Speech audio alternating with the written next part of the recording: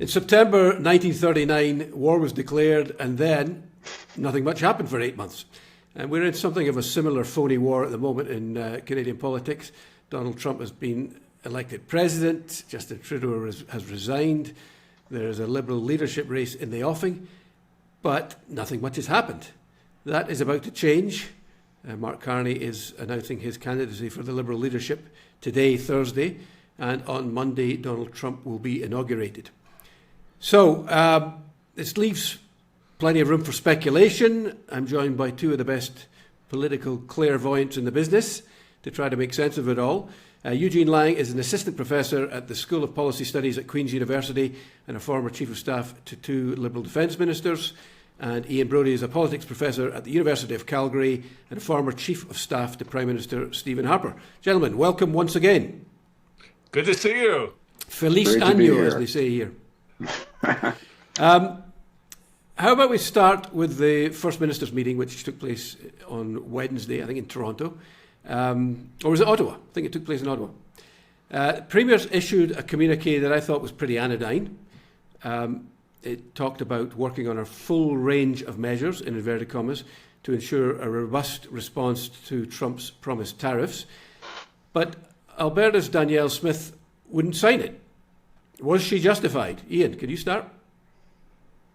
Yes, I think we're in the preliminary but quick-moving stages here of a trade war. I don't think that Premier Ford did himself or the country any favors by speaking before Christmas about using Alberta's massive energy exports to the United States as a tool to protect Ontario's manufacturing base from the effects of the trade war. That was a sort of ill-advised first opening salvo of the Canadian response here. And I think insofar as that was still left on the table here, look, whether countervails and countervailing trade measures is the right approach here or not is a different issue.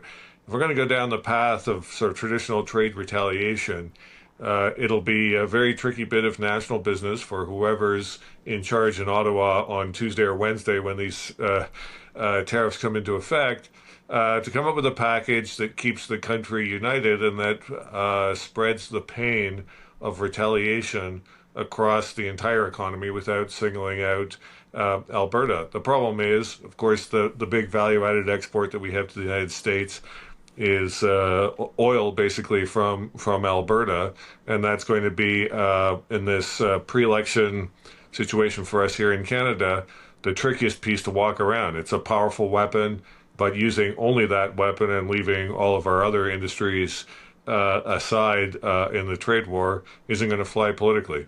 Just before I bring in Gene, do you think the continued presence of Justin Trudeau is an impediment to that united front? I mean, he said that retaliation will not be borne by one region, but I suspect many people in Alberta don't buy that. Ian, do you think that Trudeau should just butt out?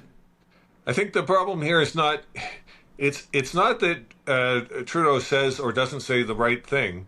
It's the idea that Trudeau's a lame duck here and is gone at the beginning of March.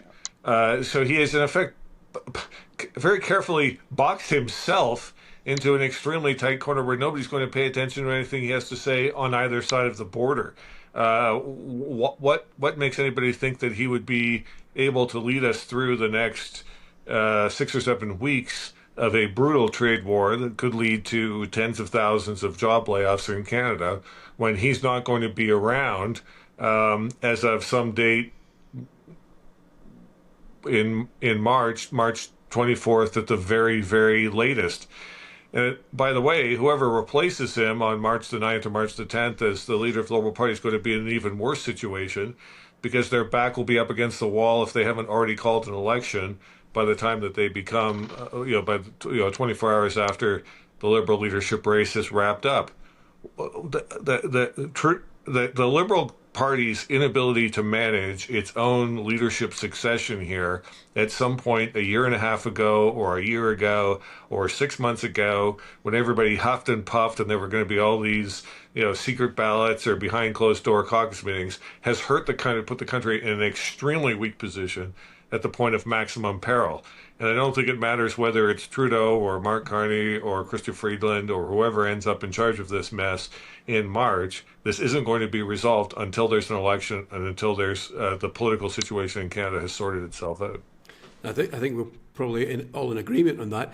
Gene, my thought on Danielle Smith was that Trump preys on weakness and division, and she just handed that to him on a plate.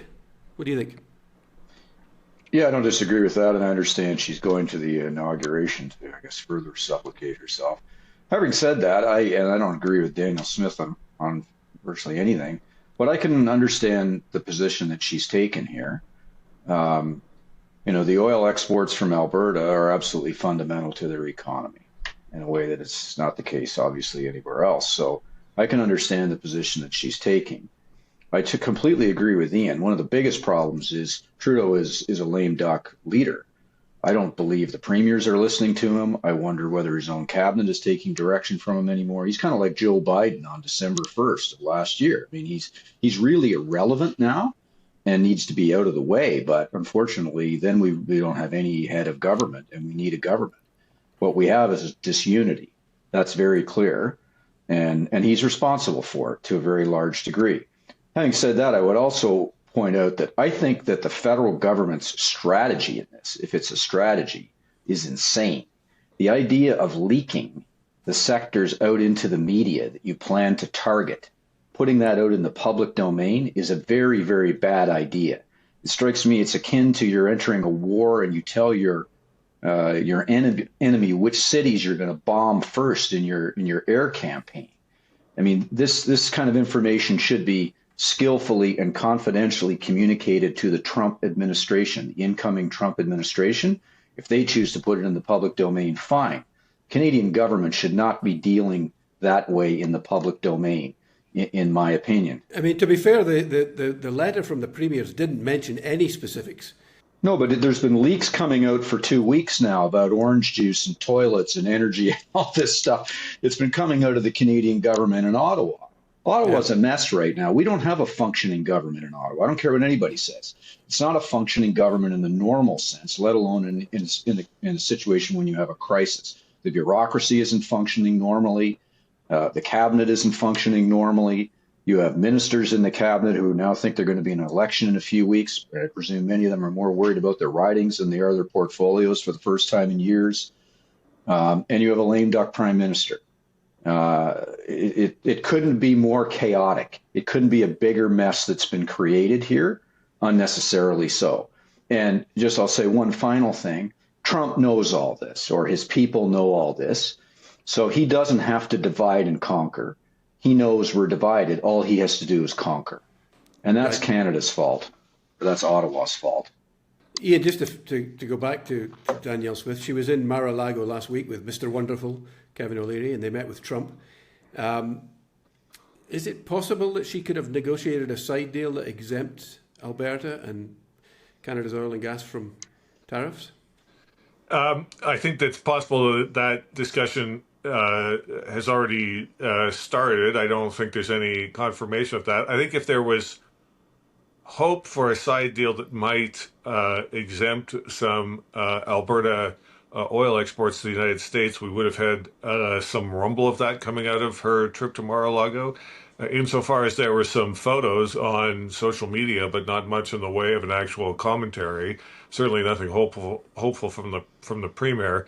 Either she's very skillfully depressing expectations and will reap some benefit later if she goes to the inauguration and meets with some of the nominees for the cabinet positions, or is able to come up with some written paper, then she'll reap the upside of that. But certainly nobody has given anybody in any of the industries out here any assurance that, don't worry, we have this under control behind the scenes. I think, in fact, that the contrary has been. All the signals are we should expect to have a tariff war against the entire Canadian economy within the next week or so. Doug Ford yesterday said his preference is to protect his jurisdiction, but country comes first. Canada's the priority. There didn't seem to be much of that sort of spirit coming out of Alberta in the responses I saw. Gene, what do you think? No, I think that's right. But I mean, again, even Quebec signed on to this statement, which well, is yes, but it'll be interesting mind-boggling. to me. Yeah, but is Quebec prepared to have an export tax imposed against their electricity exports? I haven't heard them say that. And as far as I know, they still export a fair bit of electricity into the northeastern United States.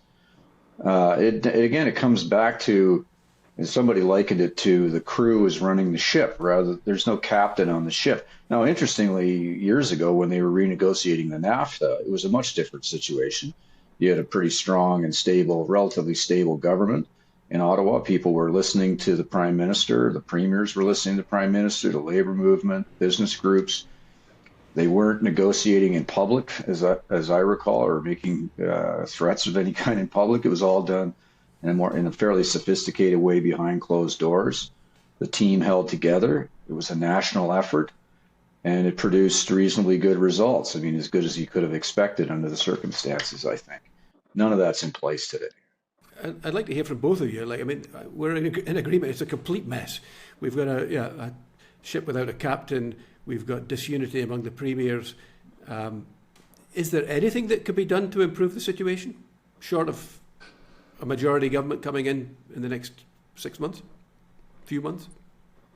Well, I think that's the first step. I mean, nothing here is going to improve until there's clarity on who's going to be running what in Ottawa, and the only way to get to that is to go to an election sooner rather than later. By putting off the election until March at the earliest, the Prime Minister has dealt the country into a very difficult situation and himself into, as I said earlier, a very tight box. But I think as part of that election campaign, we need Liberals going around trying to clean up the mess that they made for themselves on the carbon tax, national carbon tax minimums, part of their leadership race. I think that's missing the target, to be honest. I think what we need is a national commitment to understand that if we can't reliably export energy, our most value-added export to the United States, to the U.S. anymore, the decade that we spent pretending to ourselves that we're going to phase this industry out, that we can do something for climate change, that everybody else in the world is going to play their part under some Paris Accord or Glasgow Accord or whatever, which different Liberals were part and parcel of, is not going to happen. And therefore, the mess that we made of oil export pipelines to the Pacific coast and to the Atlantic coast was a colossal failure of national leadership. You could play back what the situation would look like right now if we had either the Gateway pipeline to northern British Columbia or the Energy East pipeline to New Brunswick, and we were able to shift all of the oil that we otherwise export at a discount to the United States to other players. That was damage that we did to ourselves. That was damage that the Liberal government did to ourselves. And we're now going to pay a price for it. The next government will have to reconsider all of those options because that industry is not going away. Those resources are just as valuable as they were 10 years ago. The only way to unlock that value is to make sure we have options other than export to the United States. Gene, do you think there's anything that could be done short of the results of an election? Well, there's things that can be done at the margins, but I tend to agree with you. You have to get a stable government in Ottawa. We don't have a stable government, and the only way to get one is through a general election. And hopefully it would produce a stable government. It could produce another relatively unstable minority, though.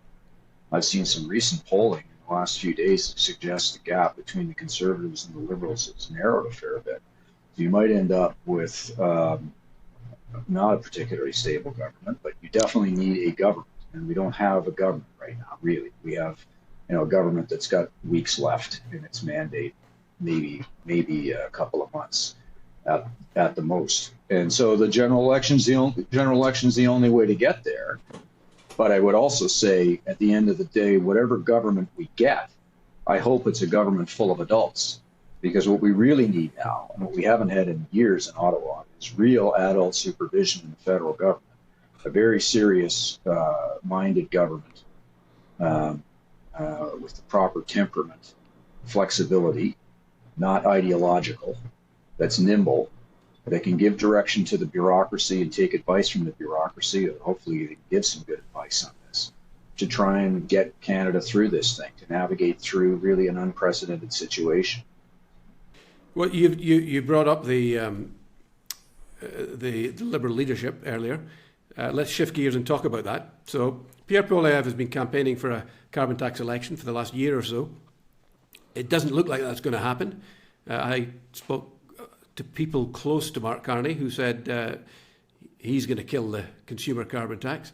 CTV is reporting that Chrystia Freeland will too. It seems like they are the two players. It seems, I don't suspect that anybody else is going to make much of an impact. It looks like because of that, the next election is going to be about, or I guess both the leadership and the general election will be about who's best to deal with Trump. Ian, what do you think? I want to be careful about coming to that conclusion because, of course, there isn't really time to repeal the carbon tax between now and the date of the next election. It's hard to imagine that either Mr. Carney or Ms. Freeland is going to be able to win this leadership race from the second week of March, call the House of Commons back, and pass the required legislation to repeal. Mr. Carney talking about some piece of the carbon tax. We'll see what Ms. Freeland has to say about the rest of the carbon tax. They're trying to slice the carbon tax into pieces in an effort to make it look like they're on somebody's side or neutralizing some issue. They are going to be taking the carbon tax into the next election as the Liberal Party's primary legacy of its fight against climate, whatever it was, over the course of the past 10 years. So every time Mr. Poilievre talks about the carbon tax and how much people are paying in the carbon tax and getting ready to pay all of the other climate policies that the Liberals have foisted on us that are expensive for consumers, it's going to be staring people in the face, and they're going to know which party implemented that tax and forced people through it. There will be other issues. I mean, there will be, in addition to that, the issue of who's going to deal with Trump, in which case the question is going to be who is strong enough to meet strength against strength, and that will be a competition. That will be a competition for the ages. But I don't think the issue of the carbon tax is going away, despite all of this hand waving by people who want to repeal this part of it, but not some other part of it, some slice of it, but not the other slice of it. Gene? Yeah, I don't think the election is going to be about the carbon tax. I've never thought that. It's an important issue to be sure, and it's a symbol of a larger set of issues. I would agree with that around affordability. Actually, if you look at public opinion surveys that rank the top issues for Canadians, healthcare remains at the very top of the list. So I don't think the election's about the carbon tax. I think the election's about a complex set of issues, and depending on what Trump does after he gets inaugurated, the timing of that relative to both the Liberal leadership and the general election, what he does, and how fast we feel the effects of that may well turn out to be the dominant issue in the election. If he is able to move rapidly on tariffs against Canada, really punitive tariffs against Canada, and the jury's out as to whether he can actually do that rapidly. There are certain legislative authorities that he could resort to do this through executive action, such as the 1962 Trade Expansion Act, the 1974 Tariff Act. I'm reading this just to make sure I get it right, and even the International Emergency Economic Powers Act. He might be able to do it through those instruments. It'd probably end up in the courts. So in other words, the effect that we would actually feel in terms of the economic impact, it could be a lag effect here, such that it's beyond the window of a general election. But if we start feeling the effects right away, tipping into a recession, unemployment going up pretty quickly, then I think you're right, John, that the Trump dealing with Trump could end up being the seminal election and the issue in the election, and Trump, if you will, all the other issues that Canadians seem to be concerned about today.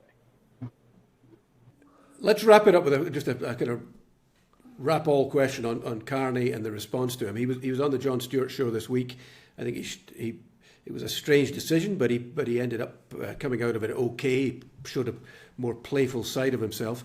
The Conservative reaction was, it seemed to be almost hysterical. They were carpet bombing him for being an elitist, out of touch with ordinary families. Do we think that there is a chance? I mean, you mentioned polls narrowing, Gene. Is there a chance that he could be the change candidate? He could distance himself from the Trudeau legacy and, at the very least, hold the Conservatives to a minority? Or is the Liberal brand too tarnished and too toxic? What do you think, Ian? I think there's just not enough time for a turnaround here. Look, I worked with Mark. He was, senior finance official when I was in Ottawa, and then governor of the Bank of Canada. The general profile of an outsider. Very familiar with the inside of the cabinet room and the inside of the Prime Minister's office, like all outsiders really are. I suspect he spent more time in the Prime Minister's office than Mr. Poilievre did in his brief time as a minister. So yes, I worked with Mark quite closely on some of these things. Look, I think the question is he the Rishi Sunak of Canadian politics? The kind of Oxbridge, well-bred, well-dressed, charming person who's come in to try to rescue a government that is fundamentally unsalvageable. Rishi Sunak had a year or so in order to try and put it all together after a period of leadership chaos in the British Tory party. Mr. Carney has 5 weeks after he wins this leadership race, if he calls an election right away, to try to do the same thing. Yeah, and by the way, I think he will call an election straight away, rather than be seen grubbing around trying to get a deal with Jagmeet Singh and then being brought down in the House. So if you're going to roll the dice, roll all the dice at once, John. If you're going off a cliff, then he'll be pushing the accelerator. Gene, what do you think? Well, it's never been done before at the federal level that I'm aware of, historically, where a deeply unpopular 2 or 3 term government party has been able to convince the public that voting for it a 4th time is voting for change. That's never been done, and there's a certain almost absurdity to the concept, but clearly that's what he is going to try to do. He made that point on the Daily Show interview. Try to distance himself from the party, from the Trudeau government, but embrace the Liberal Party. One question to me that remains an open question is, how badly damaged is the Liberal Party brand as distinct from Mr. Trudeau's brand? I've always thought the two over the last few years have been inseparable, but I'm not sure about that. We know his brand is irreparably damaged. We don't really know, I don't know, how damaged the Liberal brand is, and Carney is obviously betting on the Liberal brand retaining some appeal. The one thing I would say about Mr. Carney is, I watched the Daily interview, and one thing about it really did impress me, and that was his sense of humor. He demonstrated an unscripted, relatively effortless sense of humor. And people may not think that's important. I think it's very important. We have lived in a humor-free zone in federal politics for years, both in terms of the Conservatives and the Liberals. On the Liberal side, you tended to have this rather sanctimonious, moralizing tone coming out of the Prime Minister, and all of the ministers taking themselves far too seriously for years, never cracked a joke, rarely laughed, and rarely smiled. On the other side of the House with the Conservatives, you have anger coming out of Mr. Poilievre and vitriol 24/7. Never cracking a joke, no self-deprecation on either side. And I think if a leader who's got gravitas, I'm not saying we're looking for a stand-up comedian here, enters into this race and can strategically and sparingly deploy humor from time to time, it could have a really interesting effect. Most Canadians know, first of all Canadians have a sense of humor at some level. And when they see politicians that never demonstrate that, ever, I think they think they're either odd or inauthentic. So if Carney's able to deploy that alongside his very impressive, unequaled CV in terms of at least his technocratic experience and his business experience, we don't know if he's going to be a successful politician beyond that. Who knows? Maybe things could change if the Liberal Party isn't irreparably damaged as a result of Trudeau's legacy. Good points, Gene. Well, listen, thank you very much to both of you. I've ordered all copies of this edition to be erased after a couple of months, so we're all in the clear. And because we'll all be let's hope wrong. we can do it again. Let's hope we can do it again when the dust settles a little. Thanks again. Thank you. Good, John. See you later. See you, Gene.